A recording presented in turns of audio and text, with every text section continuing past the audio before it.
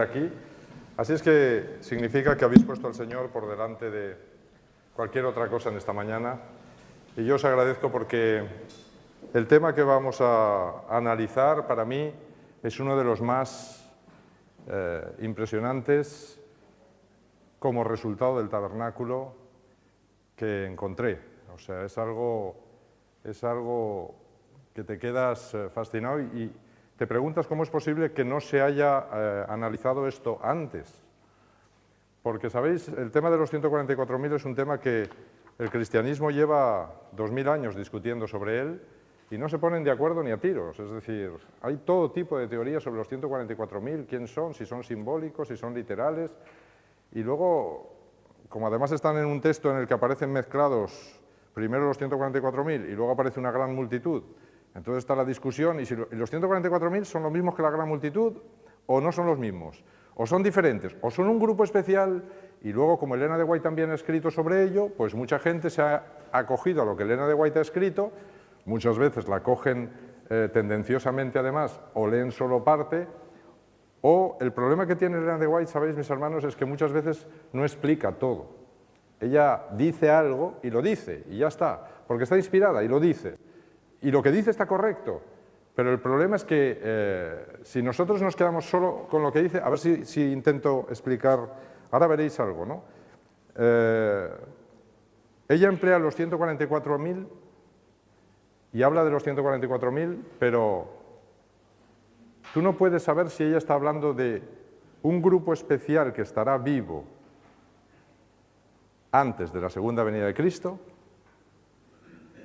Y ella menciona un grupo especial que estará vivo antes de la segunda venida de Cristo y los llama 144.000. Pero el que los llame 144.000 no significa que sean los únicos. Porque 144.000, vamos a ver hoy, que es un número que viene desde Adán, y vamos a ver qué significa ese número. Porque ese número ni siquiera es un número de personas. Entonces, cuando hoy entendamos todo esto, entonces nos quedaremos muy impresionados porque mis hermanos, entenderemos el verdadero significado de ese número. Tened en cuenta que Juan coge ese número de dentro del tabernáculo celestial. Él está en el tabernáculo celestial, en el lugar santo, y él va cogiendo elementos en Apocalipsis para explicar lo que está explicando. Así es que, ¿de dónde sacó él el número 144.000? Es más, ¿de dónde sacó el número 12.000 por el que multiplica cada una de las tribus? Y esto es lo que vamos a intentar explicar en esta mañana. Y cuando lo veamos, es un tema largo, es un tema complicado de explicar, pero veréis que lo voy a intentar explicar poco a poco y vais a ver cómo al final entenderemos perfectamente todo el significado de este número. Y es un significado fascinante, mucho más hermoso que el que tenemos ahora de pensar si es un grupo especial, que tendrá una santificación especial, que habrá pasado por la gran tribulación o no habrá pasado. Vamos a ver, porque la Biblia siempre se explica a sí misma y en este tema vuelve a hacer lo mismo. Solo hay que buscar y aplicar la simbología correcta y nos va a contar. Así es que la primera pregunta que nos hacemos en esta mañana es: ¿quiénes son los ciudadanos del reino de Dios? Bien, Dios ya contestó esta pregunta a Abraham hace más de 3.500 años. Un día Abraham estaba un poquito pesimista, así es que no tenía heredero, llevaba tiempo en la tierra prometida y, bueno, pues ya sabéis la historia, ¿no? Abraham dijo: ¿quién me va a heredar? Si el único que quizá puede heredarme es el mayordomo que tengo, ¿no? No puede ser otra persona. Entonces Dios le dijo: oye, mira, Abraham, sal fuera de la tienda, anda.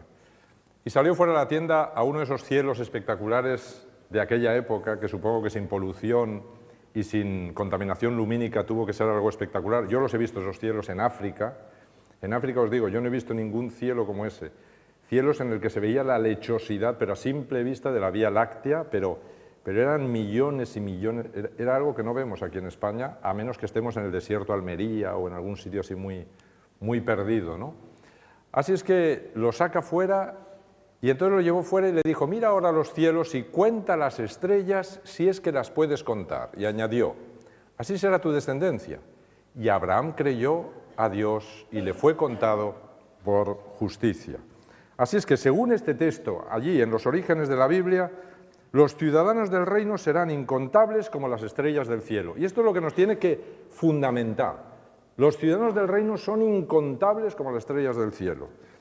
Y aunque su esposa Sara era estéril y ambos eran ya muy mayores, pues Abraham creyó a Dios, creyó, y todo esto lo fundamentó para poder esperar el nacimiento de Isaac, que fijaros que Isaac es un tipo de Cristo, así es que él, digamos, fundó su fe en Dios y en el nacimiento de ese hijo que haría posible que esa promesa se cumpliese. Sin ese hijo, esa promesa nunca se cumpliría. Así es que ese hijo que representa a Cristo, ahora lo trasladamos tipológicamente y decimos, sin Cristo, esa promesa jamás se cumpliría. Sin Isaac no se cumpliría literalmente, pero sin Cristo no se cumpliría nunca espiritualmente, porque finalmente lo que Dios le estaba diciendo es, oye, los que creerán en Cristo serán incontables como las estrellas del cielo. Los salvos, gracias a la salvación traída por Cristo Jesús, serán incontables como las estrellas del cielo. Así es que toda la fe del patriarca se centraba en que Dios, llegado el tiempo, mandaría al Hijo sin el cual nunca sería posible que el pueblo fuese incontable como las estrellas del cielo. Dice el texto que su fe le fue contada por justicia, que es lo mismo que decir que fue justificado por la fe.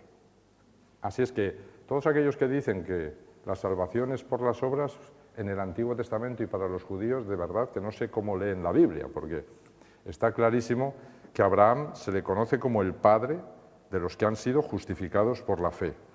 ¿Y por qué Abraham fue justificado por la fe? Por creer que Dios le daría a Isaac en su vejez. Hay muchas historias en la vida de Abraham tipológicas. Es muy interesante porque Isaac, que era un tipo de Cristo, fijaros que en un momento dado Dios le manda al monte Moria. El monte Moria era el monte donde luego estaría el templo, donde fue juzgado Cristo y allí en los alrededores fue sacrificado. Así es que en el mismo lugar donde sería juzgado y sacrificado Cristo, fue puesto sobre el altar Isaac. Isaac cargó la leña, igual que Cristo cargó la cruz. Fue llevado hasta el lugar. ¿Sabéis? Es muy interesante. Satanás descubrió en ese momento dónde moriría Cristo. Ahí lo descubrió. Satanás no lo sabía. Pero Dios sí sabía lo que Satanás haría. Así es que ahí no había ninguna ciudad ni había nada. Aquello era un páramo yermo y no. Sin embargo, cuando entran los israelitas, muchos años después, a la tierra prometida, se encuentran ahí una ciudad amurallada hasta el cielo, vamos, una ciudad enorme, amurallada, y no la pueden tomar. De los más paganos de la zona habían venido ahí y habían amurallado la zona. Es como si Satanás dijera, oye, esto no lo vas a conseguir. Es decir, yo voy aquí a poner una fortaleza para que tú nunca consigas el logro del sacrificio que redimirá a la humanidad, no lo conseguirás, al menos aquí. Así es que Satanás siempre intenta romper los proyectos de Dios, las profecías de Dios, intenta cambiar los tiempos y la ley de Dios, todo lo intenta cambiar.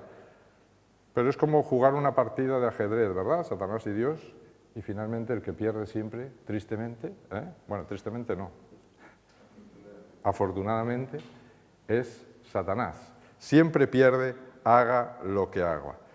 Es muy interesante que toda esa escena que veis ahí es exactamente la crucifixión de Cristo, exactamente.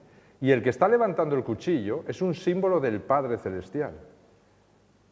A veces decimos, pero ¿cómo puede haber esa...? No. Tengamos en cuenta que en ese momento Isaac no es un niño, Isaac tiene cerca de 40 años. Así es que Isaac le podía haber dado un golpe a su padre y haber dicho, anda, papá, vete por ahí y estás un poquito senil y déjate de tonterías, ¿no? ¿Qué te va a decir Dios eso a ti? ¿Que me vas a quitar la vida a mí? Pero fijaros Isaac, la fe que tenía, la relación que tenía con su padre, la confianza absoluta que tenía en su padre, era su padre el que había recibido el mensaje. Pero Isaac cree absolutamente lo que dice su padre y dice, pues papá, si Dios te lo ha pedido, yo me ofrezco. Se dejó atar, se tumbó.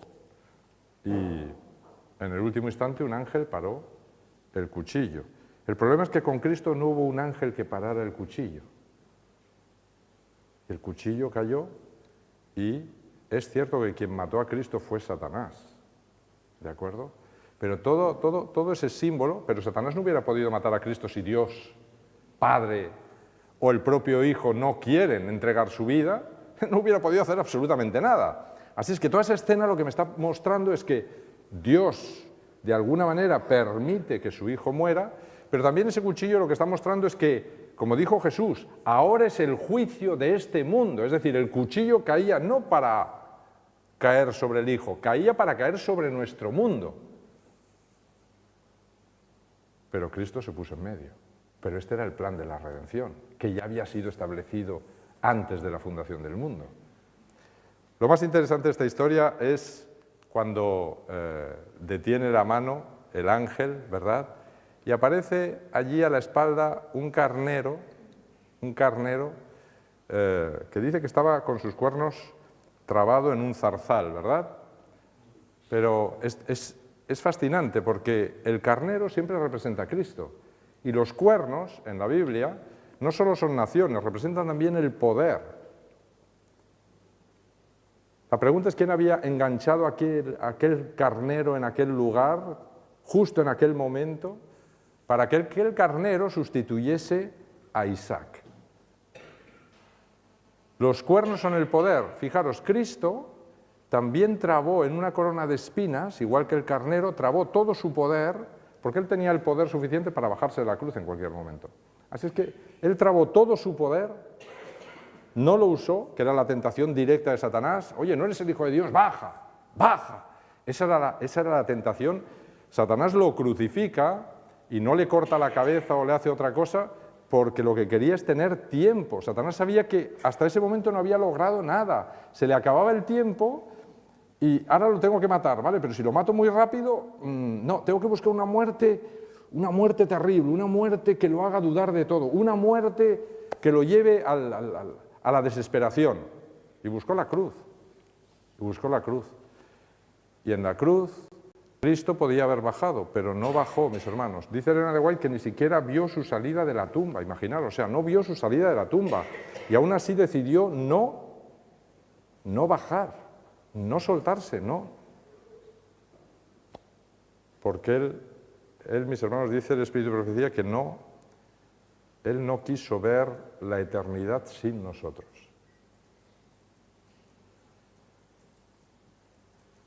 Así es que cuando a veces nos tomamos tan a la ligera la relación con alguien que ha sido capaz de hacer eso, cuando no analizamos al detalle, Elena de White dice, deberíamos pasar un tiempo cada día leyendo y releyendo lo que Cristo hizo en la cruz.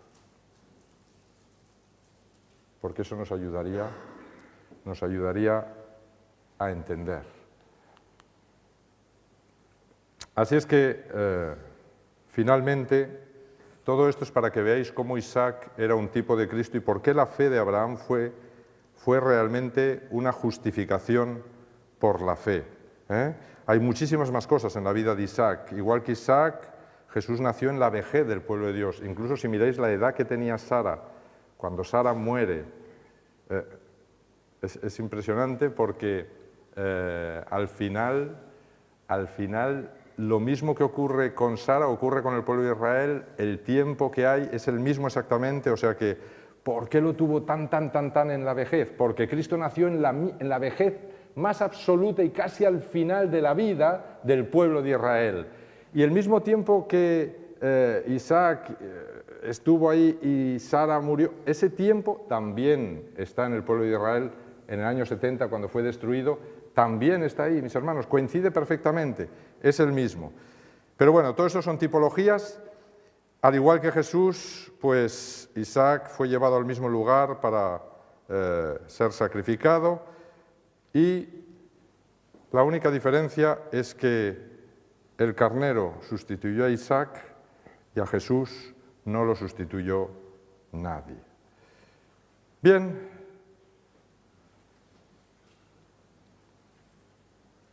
Dios le dice a Abraham después de esto, por cuanto has hecho esto y no me has rehusado a tu hijo, tu único hijo, de cierto te bendeciré y multiplicaré tu descendencia como las estrellas del cielo y como la arena que está en la orilla del mar, y en tu simiente serán benditas todas las naciones de la tierra, por cuanto obedeciste a mi voz. Una vez más aparece que la herencia, los descendientes de la fe de Abraham serán como las estrellas del cielo o como la arena del mar.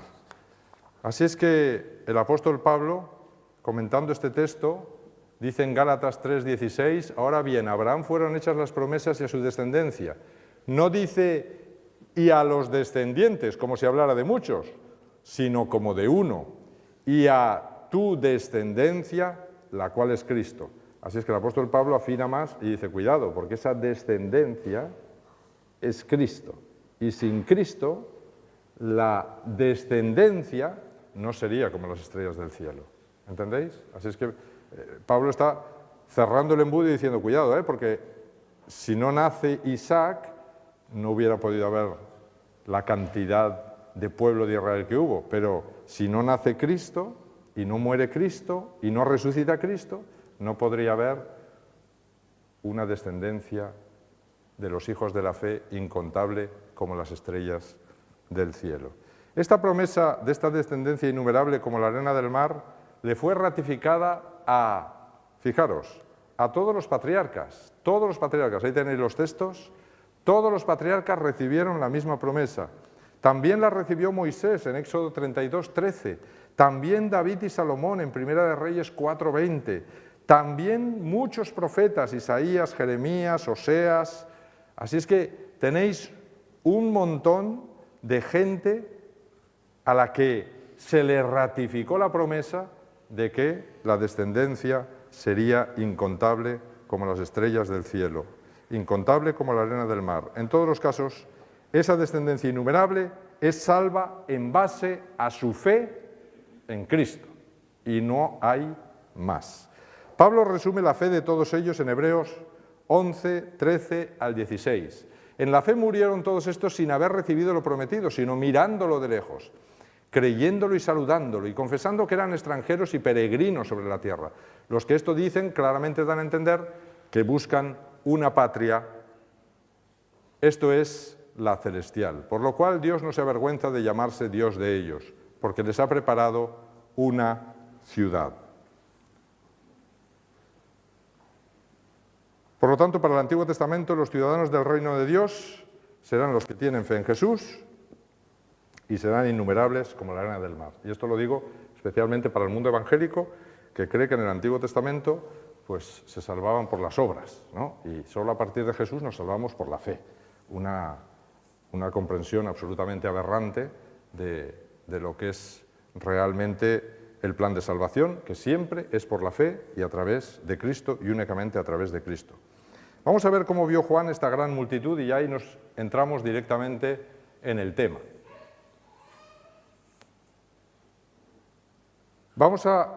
Antes de leer ese texto, dejadme poneros en Juan se ha ido moviendo desde la puerta del lugar santo en Apocalipsis, estamos en Apocalipsis 7, Juan se ha ido moviendo desde la puerta del lugar santo, estaba al lado del candelabro cuando empieza Apocalipsis, ¿recordáis? Estaba al lado del candelabro, ahí ve a Cristo, luego se le invita a subir, entra literalmente ya dentro del lugar santo, y él se va moviendo, y finalmente en los sellos, el quinto sello, lo que me está hablando es de todos aquellos que han muerto por la fe en Jesús, por el testimonio de Jesús. ¿Y dónde están? Están al pie del altar. Así es que Juan está al lado del altar de incienso.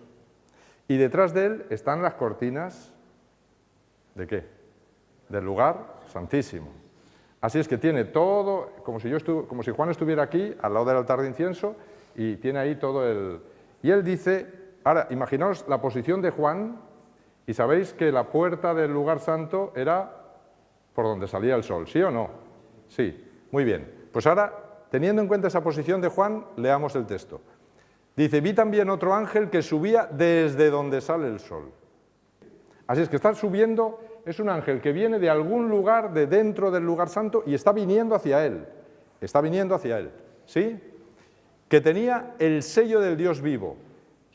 Es el séptimo sello, porque los otros 6 sellos ya se han leído previamente. Así es que tiene el sello del Dios vivo. Y clamó a gran voz a los 4 ángeles a quienes se les había dado el poder de hacer daño a la tierra y el mar, diciendo: no hagáis daño a la tierra, ni al mar, ni a los árboles, hasta que hayamos sellado en sus frentes a los siervos de nuestro Dios. ¿Sí? Es que no veo qué dice ahí.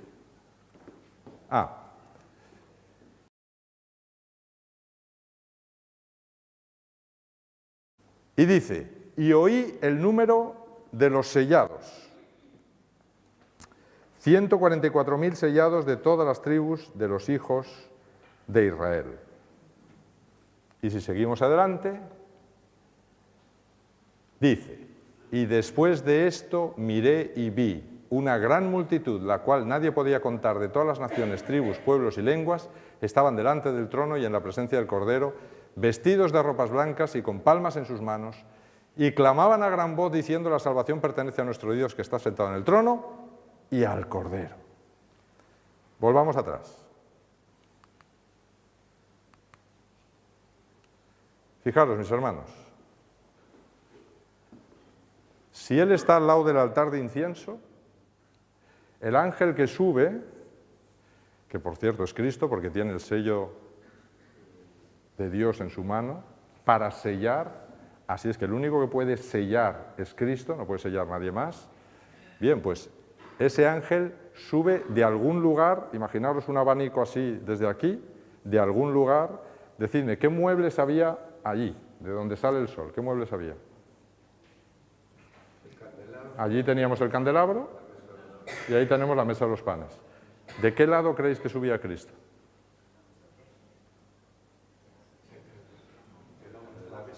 Porque estamos en 1844, porque recordad que en el 5.º sello los que están en el altar están clamando a ver cuándo Dios va a realizar el juicio. Y dice: esperad un poquito todavía, ¿vale?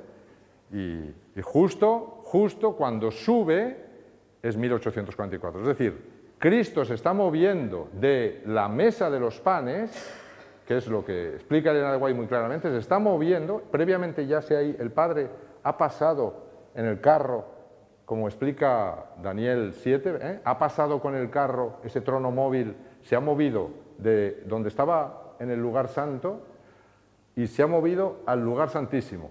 Y a continuación Cristo sube, como ese ángel, y le dice y clama a gran voz a los 4 ángeles a quienes se les había dado poder de hacer daño a la tierra y al mar. ¿Sabéis? Es muy interesante, porque el altar de incienso es el único tema que no hemos visto, pero el altar de incienso tiene también 4 cuernos. Pero son 4 cuernos de oro, no son 4 cuernos de bronce. Si los cuernos son naciones, pero es de oro, y dijimos que el altar de incienso representa a los redimidos de toda la tierra, ¿sí? Entonces, ¿por qué 4 cuernos? Y solo en el día de las expiaciones se ponía sangre sobre los 4 cuernos de ese altar. ¿Por qué en el día de las expiaciones se ponía sangre sobre los 4 cuernos de ese altar? Porque el poner sangre sobre los 4 cuernos de ese altar es lo que dice: hasta que hayamos sellado en sus frentes a los siervos de nuestro Dios. Es decir, si yo comienzo mi andadura, como os he explicado toda esta semana, en el altar de bronce, y camino a lo largo de mi vida, camino, yo tengo que llegar, antes o después, tengo que llegar, simbólicamente hablando, al altar de incienso, ¿sí? Para formar parte de los redimidos. Y cuando yo muera, si Cristo no viene antes, cuando yo muera, entonces mi nombre saldrá en el juicio. Abrirán los libros y mirarán. Oye, esta persona ha caminado siempre con Jesús.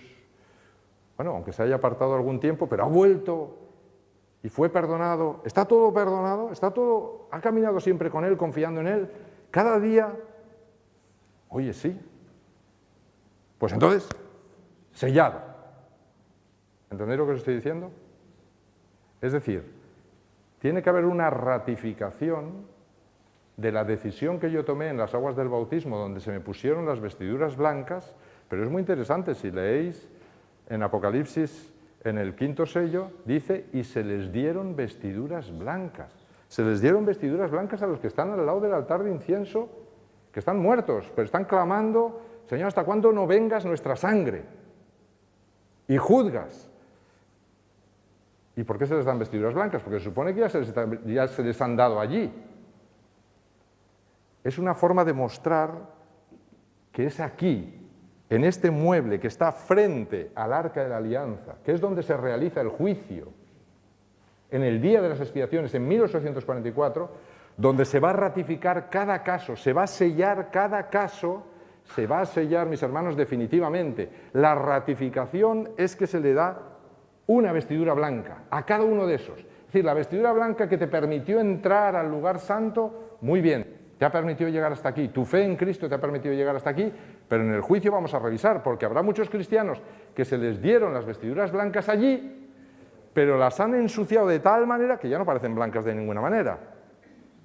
Incluso algunos, pues se las han quitado y se han puesto las suyas propias, como en los invitados a la boda. En los invitados a la boda dice que el rey salió. ¿De dónde creéis que sale?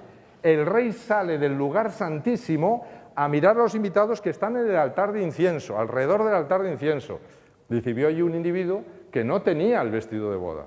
Y dijo, amigo, ¿cómo entraste aquí sin las vestiduras de boda? Dice, pero él cayó y no abrió su boca. Y entonces el rey dijo, atadle de pies y manos y echadle fuera, donde será el llanto y el crujir de dientes. Fijaros, hay un detalle muy interesante. Dice, atadle de pies y manos. Y en toda la Biblia solo hay otro lugar donde se dice, desatadle las manos y los pies. Lázaro, Lázaro. Y Lázaro estaba muerto. Si está diciendo atadle de pies y manos, ¿qué está diciendo? El tipo está muerto. Y la sociedad de su época lo entendía. Al tipo que se le ataban los pies y las manos es que lo estaban poniendo así, porque estaba muerto.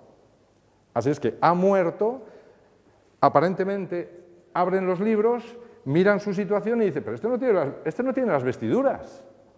Es decir, ¿cómo ha llegado hasta aquí este hombre si no tiene las vestiduras? Jesús dice, sacadlo fuera.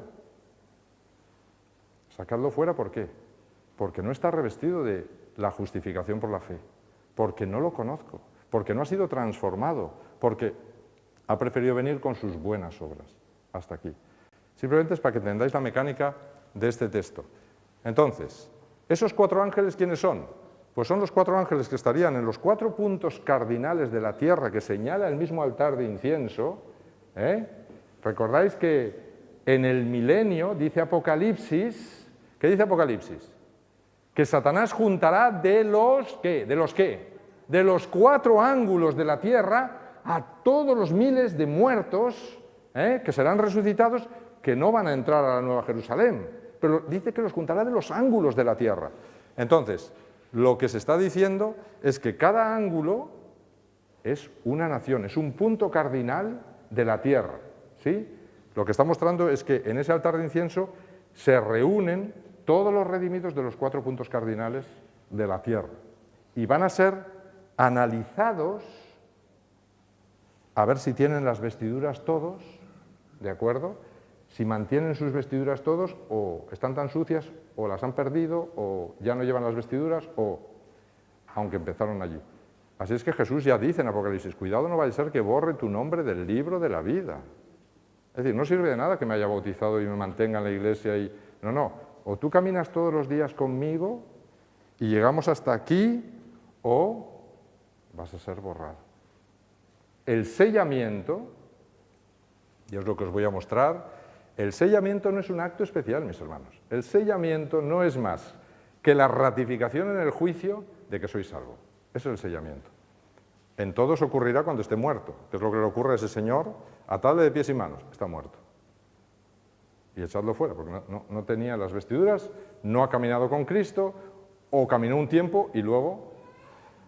Así es que, estos 4 ángeles me están mostrando la destrucción que Satanás quiere realizar, y los ángeles de Dios, símbolo del Espíritu Santo, que están reteniendo lo que Satanás quiere realizar. Y Cristo está subiendo en 1844, ¿y qué está pidiendo? Fijaros lo que está diciendo. No hagáis daño a la tierra, ni al mar, ni a los árboles.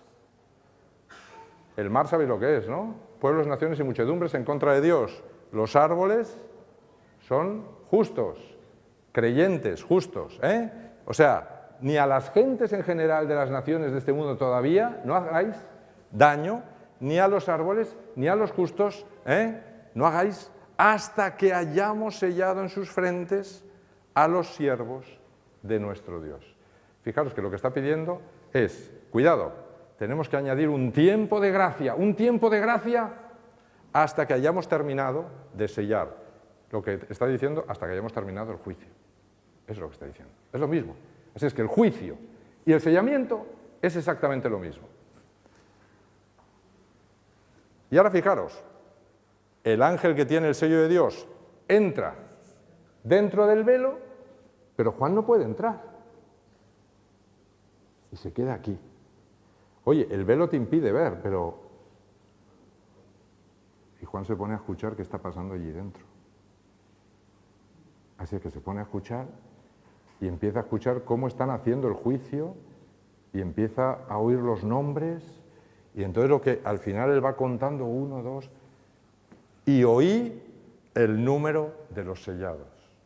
Él, de alguna manera, Dios le hace escuchar el número de los sellados y dice 144.000 sellados de todas las tribus de los hijos de Israel. Así es que él oye. Y posteriormente, sabéis que en las visiones de Apocalipsis, ese velo se abre y yo vi el arca de la alianza y entonces Juan lo ve todo. Y entonces es cuando ocurre la siguiente fase. La siguiente fase es, después de esto, mis hermanos, después de esto es que cuando se haya acabado el tiempo de gracia, Cristo haya venido y estemos todos en el cielo, ahí es después de esto. Miré, él mira, ya mira dentro de la Nueva Jerusalén, mira, y vi una gran multitud, la cual nadie podía contar, de todas las naciones, tribus, pueblos y lenguas. Estaban delante del trono y en la presencia del Cordero, vestido de ropas blancas, con palmas en sus manos, y clamaban a gran voz diciendo, la salvación pertenece a nuestro Dios, que está sentado en el trono y al Cordero. ¿Entendéis un poco la geografía de lo que os he explicado dentro del tabernáculo? ¿Sí? ¿Alguna duda? ¿Alguna pregunta? ¿Sí?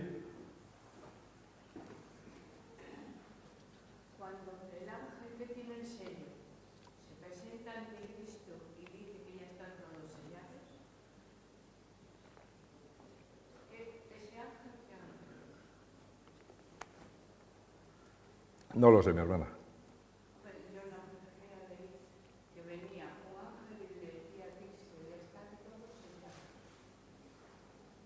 ¿Es así por eso? Sí, porque tengan en cuenta que hay muchos en la tierra. Pero de todas formas, el ángel en la Biblia es un símbolo de Cristo, un símbolo de ángeles literales, pero también es símbolo del Espíritu Santo.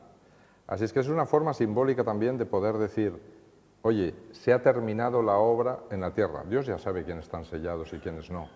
Así es que es una forma simbólica de hablar, es una forma de decir, oye, y vino un ángel que posiblemente había revisado en toda la tierra, que es el Espíritu Santo, y había dicho, ya están todos sellados.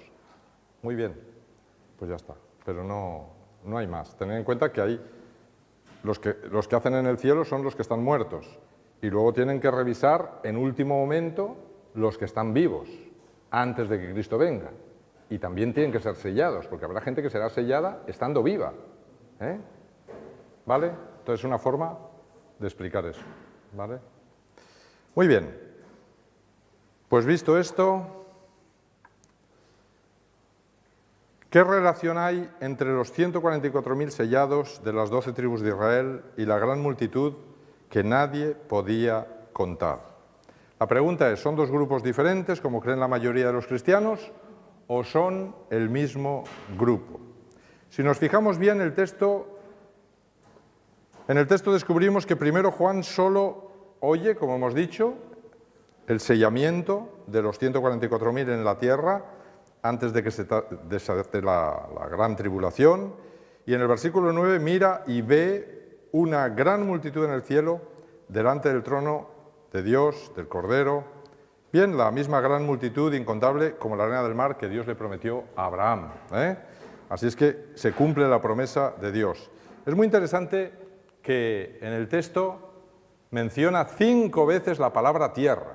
Fijaros, cuando el ángel está subiendo con el sello, 5 veces, tierra, tierra, tierra, tierra y tierra. ¿Por qué 5? Porque el 5 es el número de la gracia. Así es que lo que está diciendo es, oye, por favor, vamos a prolongar el tiempo de gracia. Tenemos que prolongar el tiempo de gracia desde 1844 hasta un tiempo indeterminado, hasta que sean sellados. Este es digamos, lo que condicionará el tiempo, hasta que sean sellados.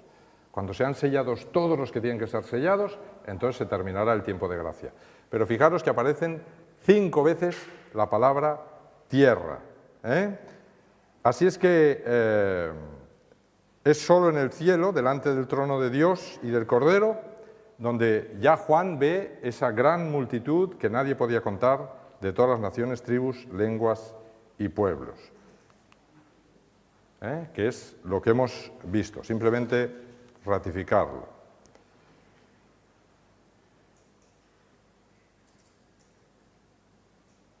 Bien, Juan le pregunta, ¿quiénes son? Bueno, el anciano le pregunta, ¿quiénes son a Juan? ¿Y de dónde han venido todos estos?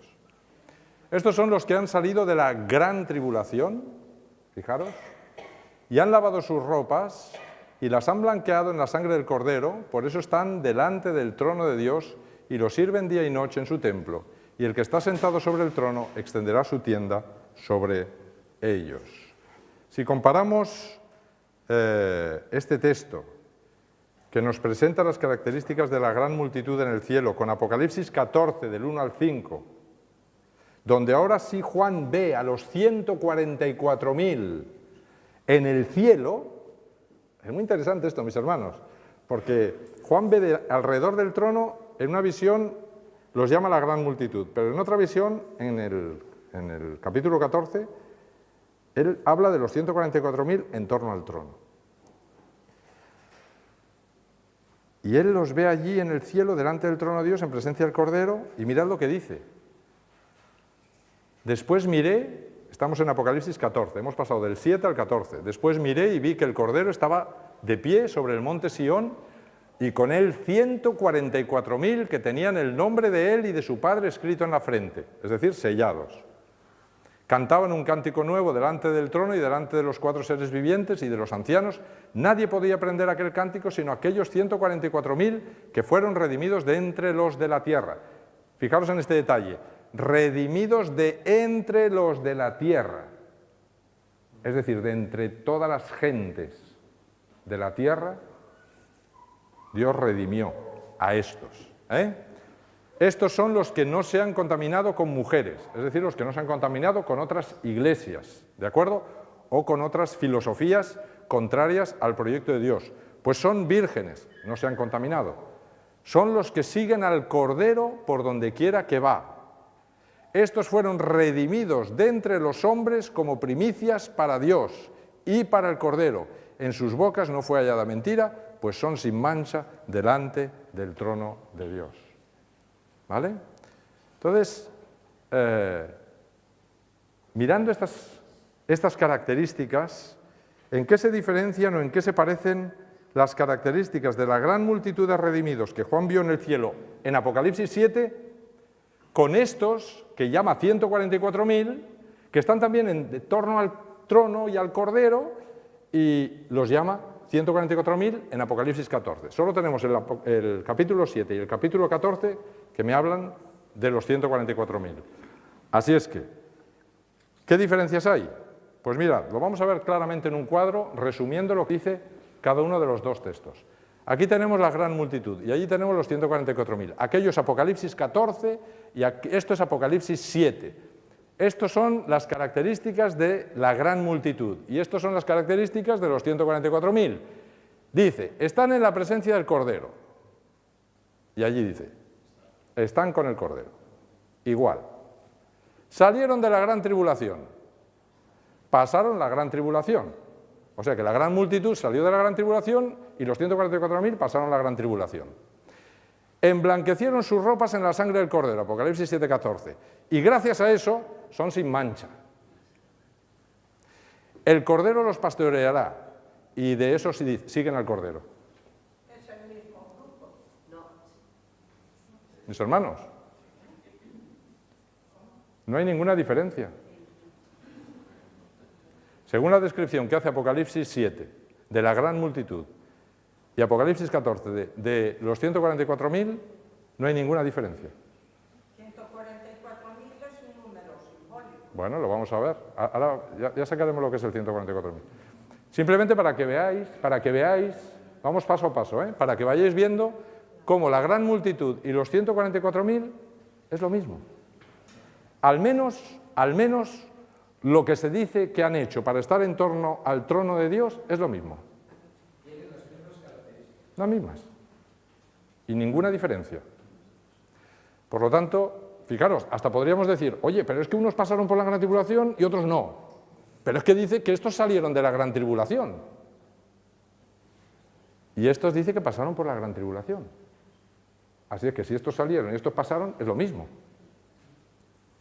Mis hermanos, y la gran tribulación, nosotros los adventistas la asociamos siempre al tiempo de angustia final, cuando esté a punto de acabarse el tiempo de gracia, que será, desde luego, la tribulación la grande, que se la llama, ¿verdad?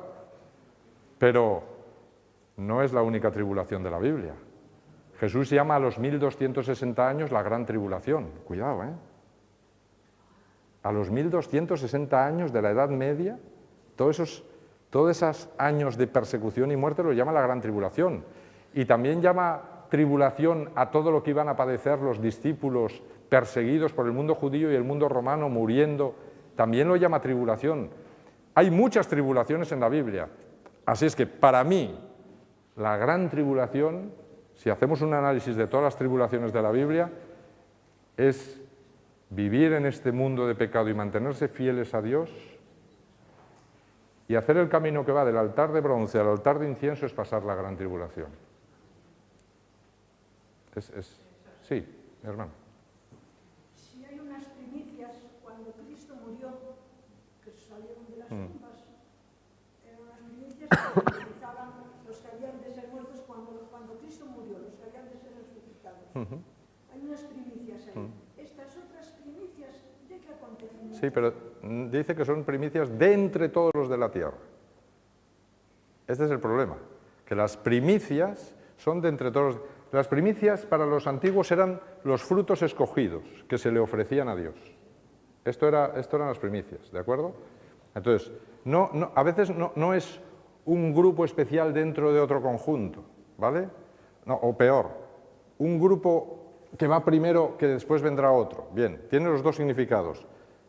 Los que Cristo se llevó al cielo son primicias de los que finalmente se traerá al final de la segunda venida. Pero si en Apocalipsis te dice que todos los redimidos que ya están en el cielo son primicias de entre todos los de la tierra, yo escogí estos. Bueno, ellos me escogieron a mí y yo los revestí de mi perfecta justicia y están conmigo. ¿Vale? Esto es la idea que plantea Apocalipsis. Porque a veces pensamos que las primicias es como un grupo especial dentro de otro. Y es así. Pero lo que me está diciendo Apocalipsis es que ese grupo especial son todos los redimidos sacados de entre toda la tierra. ¿Vale? Y el resto que se ha quedado en la tierra, estos serán los que serán quemados. ¿Sí? Bueno.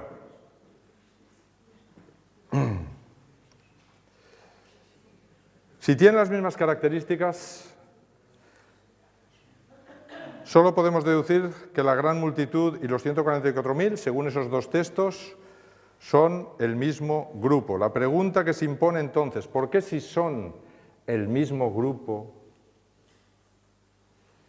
En el texto se da un número y en el otro se dice que no se los puede contar. ¿Dónde encontrar la respuesta a esta aparente contradicción que está en la base de que mucha gente haya pensado que justamente son dos grupos diferentes? Y los 144.000 es un grupo especial. Bueno, hasta los testigos de Jehová han hecho toda una doctrina teológica espectacular sobre eso, ¿no? Es decir, y están los 144.000, ya saben quiénes son incluso, ¿no? Y yo soy de los 144.000, bueno, ¿y cómo lo sabemos esto, no? Pues ellos ya lo saben quiénes son, ¿no? Bueno, entonces, para ellos ese grupo es un grupo que se irá con Cristo y todos los demás nos quedaremos aquí y ellos dirigirán desde el cielo el cotarro y los demás estaremos aquí, ¿eh? Entonces, bueno, es fascinante, mis hermanos, que la contestación a este enigma que lleva la cristiandad discutiéndolo 2000 años lo tengamos delante nuestro, porque fijaos lo que dice el capítulo 7. El capítulo 7 dice algo que pasamos por encima y no nos fijamos, ¿no? Están delante del trono de Dios, está hablando de la gran multitud, lo sirven día y noche en su templo. Muy importante esto, ¿eh? No son los 144.000, es la gran multitud. Dice que están delante del trono de Dios, la gran multitud, lo sirven día y noche en su templo, la gran multitud. Y el que está sentado sobre el trono extenderá su tienda, y emplea el término esquene, que es el mismo término que se emplea para el tabernáculo, sobre ellos. Así es que lo que me está diciendo Apocalipsis, oye, si quieres saber exactamente quiénes son estos y de dónde ha salido ese número y todas esas cosas, mira dentro de la tienda, fíjate que he puesto la tienda sobre ellos, están dentro de la tienda, así es que mira dentro de la tienda, porque Dios no hará nada sin antes explicarlo a sus siervos los profetas, dice la palabra de Dios. Luego, Dios no puede poner un número ahí enigmático, que nos matemos todos la cabeza, si no lo ha explicado en algún sitio. Así es que lo tiene que haber explicado en algún sitio. ¿Y dónde lo ha explicado? Y me está diciendo dónde lo ha explicado. Oye, mira en la tienda.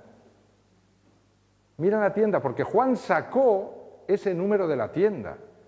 Así es que vamos a mirar en la tienda a ver si encontramos algo. Pero antes de eso, fijaros, esta es la gran multitud. Atentos. Están delante del trono de Dios. Y muy importante esto. Servirán por la eternidad, día y noche, a Dios en su templo. ¿Está claro eso? Bueno, pues ahora mirad lo que dice Elena de White sobre los 144.000. En el monte Sión, que estaba delante de nosotros, y sobre el monte había un hermoso templo, y toda clase de árboles hermoseaban los alrededores del templo. Y cuando íbamos a entrar en el santo templo, Jesús alzó su bella voz y dijo, únicamente los 144.000 entrarán en este lugar. ¿Y ahora qué? Porque es que ella dice, y nosotros exclamamos, ¡aleluya! ¿Qué os parece esto? Si toda la gran multitud sirve a Dios en ese templo día y noche, y ahora Cristo levanta su mano y dice, solo los 144.000 entrarán en este lugar. Y todos exclaman aleluya, o Elena de White está metiendo una contradicción tremenda aquí, o lo que ella está diciendo, y entiende perfectamente, es que los 144.000, la gran multitud, es lo mismo. Y como Elena de White yo no le he encontrado ninguna contradicción todavía con la Biblia, pues automáticamente lo que está diciendo es que los 144.000 y la gran multitud son lo mismo, que es lo mismo que dice Apocalipsis 14 y Apocalipsis 7. Las mismas características en los dos. ¿Sabéis, Elena de White unas veces dice 144.000 y otras veces dice gran multitud? Y lo vais a ver al final del tema. Así es que cuando leemos a Elena de White hay que tener mucho cuidado, porque Elena de White puede estar hablando de los que están vivos antes de la segunda venida de Cristo y los llama los 144.000, pero no quiere decir que sean ellos solos y únicos los 144.000. Y Elena de White tampoco lo pretende, somos nosotros los que, como tenemos ese preconcepto, lo leemos así y decimos, oh, ¿ves? Son los que han pasado y han salido de la gran tribulación, pero es que la gran multitud también. Así es que tenemos que tener mucho cuidado con ese tipo de interpretaciones y siempre vayamos a la Biblia, que es lo más seguro. Bien, seguimos sin saber de dónde surge este número. Aunque Apocalipsis 7:15 nos ha ya insinuado dónde tengo que buscarlo, en el tabernáculo, y además me dice que es el número de los sellados de las 12 tribus de Israel, 12.000 de cada tribu. La pregunta que yo os voy a hacer es, vamos a suponer que Dios es Vamos a suponer que Dios es un ser humano. Dios en la Biblia muchas veces emplea términos antropomórficos. Términos antropomórficos quiere decir que Dios se hace ser humano para hacerme entender, a mí, pobre parvulito, para hacerme entender cosas que yo pueda entender, ¿no? Entonces, si Dios quisiera saber, oye, yo tengo que saber cuántos van a entrar en la Nueva Jerusalén. Si aquí en Vigo el alcalde quiere saber cuántos habitantes caben en esta ciudad, ¿qué tiene que hacer? Un censo. ¿Y hay censos en la Biblia? ¿Y el primer censo de la Biblia dónde se hizo? David hizo uno muy curioso. ¿Pero quién hizo el primer censo del pueblo de Dios? ¿Quién lo hizo? Moisés. Moisés hizo el primer censo. Así es que solo puedo saber los habitantes de una ciudad, en este caso de la Nueva Jerusalén, realizando un censo. Así es que los censos de la Biblia son símbolo del juicio donde todo el cielo reunido con Dios y con todos los ángeles analizan uno por uno quiénes van a admitir como ciudadanos de la Nueva Jerusalén. Así es que el juicio y el censo es lo mismo, es exactamente lo mismo. Así es que los censos que hubo en el Antiguo Testamento son tipos del censo, del gran censo final que se realizará en el juicio de Dios. Así es que tenemos que sellamiento, juicio y censo es lo mismo, son formas de hacernos entender exactamente la misma cuestión. Sí, mi hermano. En la Biblia leemos, el Señor dice que el que cree, por torpe que sea, se salvará. Claro, pero creyendo en el sentido que yo he explicado. La fe no es una fe, como dice Santiago, por sus obras los conoceréis, dice Jesús. Es decir, esa fe sí, la fe de caminar diariamente con Jesús y decirle, Señor, hoy me equivoqué en esto, perdóname, por favor. Y el Señor te perdona, y tus vestiduras siguen blancas, y tú sigues caminando, y cuando llegues al día de tu muerte, estarás en el altar de incienso. Ya está, estás con Jesús, porque has caminado toda tu vida con Él. Así es que, ¿qué problema hay? Sí, sí.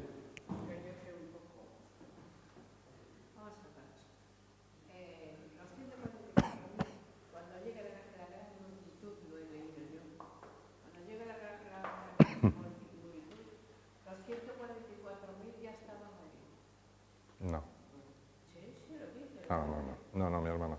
He leído todo lo que hay y no hay. Eso no hay. No. Luego al final leeremos los textos cuando entra la gran multitud y los 144.000 en un cuadrado hueco a la Nueva Jerusalén. Y ya verá dónde van los 144.000 y dónde va la gran multitud. Lo vamos a ver. Sí, Elena de White lo dice, claramente.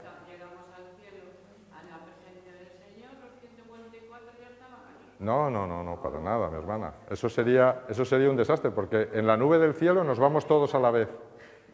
Sí. Y todo ese gentío salvo, según las medidas que da la Biblia sobre la Nueva Jerusalén, cabrán dentro. Hombre, claro. No decir claro,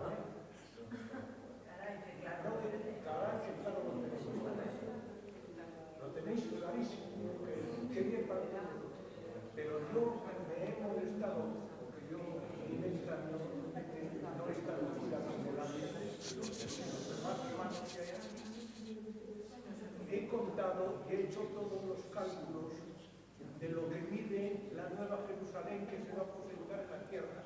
Y de hecho, por casualidad lo vi ayer porque conservo ese punto que hice yo en 1988. Fue el último punto que este señor pudo haber hecho justo, me parece que fue en esta iglesia. No sé si ya fue en esta o en la anterior. Y había hecho todo un cálculo y me molesté en llevar mucho tiempo con tomar las medidas de la Nueva Jerusalén que viene a presentarse en la tierra, y sigo pensando lo mismo. Bueno, mi hermano, solo decir... Los santos con tanta multitud Solo- no caben en ese sitio. Solo decir... Porque la distancia más larga era de aquí a Suiza y a América. Solo decirle una cosa, mi hermano. Todo Apocalipsis es simbólico. Bueno, entonces dejémoslo ahí, porque los 12.000 estadios, esas son las medidas que da, pero pueden ser simbólicas y todavía no entendemos bien esa simbología. Pero desde luego pensemos una cosa, el Señor nunca va a hacer nada defectuoso. Así es que no puede hacer una ciudad en la que no quepan los que va a traer. Eso está clarísimo. Por lo tanto, el Señor lo hará. Pero esto no es el tema hoy, ¿eh? Sí. Sí. Y abundando en la pregunta que hizo Josefina, Sí. que era una de las que yo tengo en mi mente siempre, esos seres que resucitaron cuando Cristo se supone que eran seres perfectos y sabios y que se presentaron a los suyos. ¿A dónde fueron a parar? No se vuelve a mencionar que hayan vuelto a morir o que se hayan ido a los cielos. El Espíritu de Profecía lo dice claramente dónde fueron a parar. Dice que fueron al cielo con Cristo, Cristo los presentó a su Padre como primicias de los que serían resucitados en la segunda venida y permanecen con Él en todo este tiempo, y además dice que fueron una selección de personas que iban desde la época de Adán hasta la época cercana a Jesús. Por lo tanto, no hay problema. No hay problema. Tened en cuenta una cosa, Dios necesita testigos de este mundo para que vean, ya tuvo testigos de su ministerio terrenal, ahora necesita testigos de su ministerio celestial. Así es que se lleva un grupo de escogidos, que no sabemos cuántos fueron, se los lleva como símbolo o como primicia de los que vendrán luego, ¿vale? Sí. No importa, él quiso tener más. Así es que ahí es el Señor el que decide. Hermanos, si queréis, llevamos ya 1 hora y algo. Si os parece, damos 5 minutos. Os invito a que caminéis un poquito. Sí. Solo una pregunta. Sí. Ahí en esa gran multitud, me imagino, y queremos pensar y tenemos todos la esperanza, de que habrá gente que nos gane el disco. Por supuesto. Por supuesto. Elena de White lo dice claramente eso. Y dice, habrá muchos paganos salvos. Imaginaros. 5